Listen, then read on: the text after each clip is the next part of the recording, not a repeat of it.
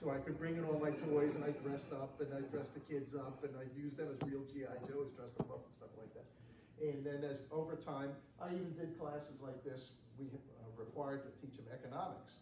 So I did a class on G.I. Joe. How did they even come up with this thing? How did they market this thing? What's going on? There's a lot taking place over here. You're all familiar with Barbies and stuff like that. It's the same type of idea. You get the doll, you dress it, you buy all these accessories.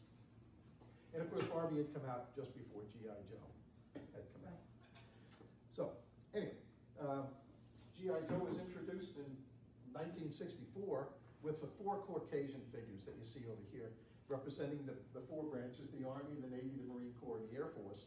There was no Space Force yet, and during wartime, the Coast Guard is absorbed into the regular United States Navy, becomes part of the Navy. So they didn't make a special figure. They did have later on Coast Guard figures, but that's not part of this series. In 1965, Hasbro released one of the first toys marketed to a black male audience. From then on, G.I. Joe was part of the team, and he would have looked like this. Something like that. The same thing as the figure over here, as the white figure. Over the years, Black Joe became more visually accurate. What they started out with was they only had one mold and they would paint the face. So it was colored black face. So it was the same body, just painted. And later on they transitioned. We're going to look at the different faces. You get some idea what's taking place as they do that stuff here. We begin our study of American history amid the 250th anniversary of our nation's founding with Private Cuff Green. That's this guy. Who is that? His name is Private Cuff Green. He was a real person. Okay, so I'm going to be using real names. These figures are going to be representing real people that are really out there.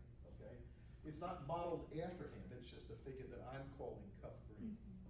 When he was sold, he was just sold as a toy. So I'm trying to give it some life over here. And Cuff Green was a slave from Rhode Island. Here he is as a drill sergeant. Now, this hash mark thing.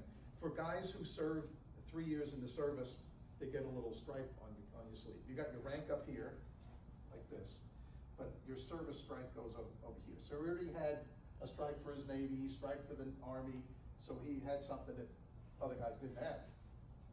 Hence the name, the nickname hash mark. So there we go with that. He's formed up in the 52nd Battalion, which eventually goes out to the Pacific. These were 2 black battalions, 51 and 52. There were 6 other white battalions, but they were used to guard the islands. In the Pacific, most of the transportation was by air and ship. So they needed island bases all over the place, and that's what they would do with these guys. Garrison that, secure that, we'll come back for you. And they needed them because the Japanese could show up at any time with an air attack or whatever. So they were still needed, but they're out in the middle